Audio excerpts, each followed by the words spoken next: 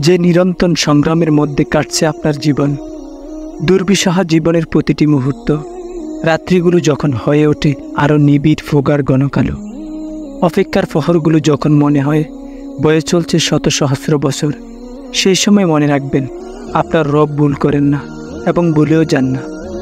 যেখানে আমাদের রব ছোট্ট একটি পাতা ঝরে পড়াও খেয়াল রাখেন, সমুদ্রের অন্ধকার তলদেশে ফুঁচে দেন রিজিক, সেখানে আপনার হৃদয়ের গহীনে যে দীর্ঘশ্বাস, যেখান থেকে শোনা যায় বক্ষস্থলের আকুল নিবেদন, তা যে তিনি অত্যন্ত গুরুত্ব দিয়ে শুনবেন না, এমনটা কি কখনো হতে পারে?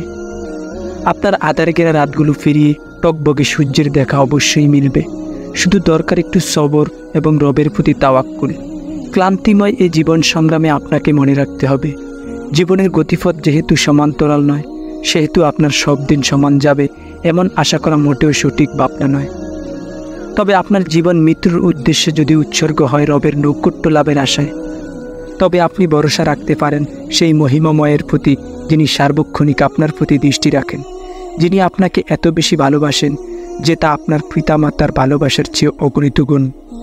আপনার রব আপনার অপেক্ষায় আছেন, তিনি দেখতে চান আপনি কখন তার কাছে চেয়ে নেবেন আপনার যাচিত জীবনের সমস্ত কিছু।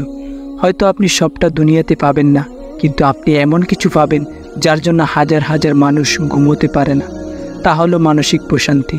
তাই চিন্তা করে দেখুন তো, কোন ব্যক্তি প্রকৃতপক্ষে ধনবান, যার কাছে প্রচুর অর্থ সম্পদ আছে নাকি যার কাছে মালিকের ভালোবাসা?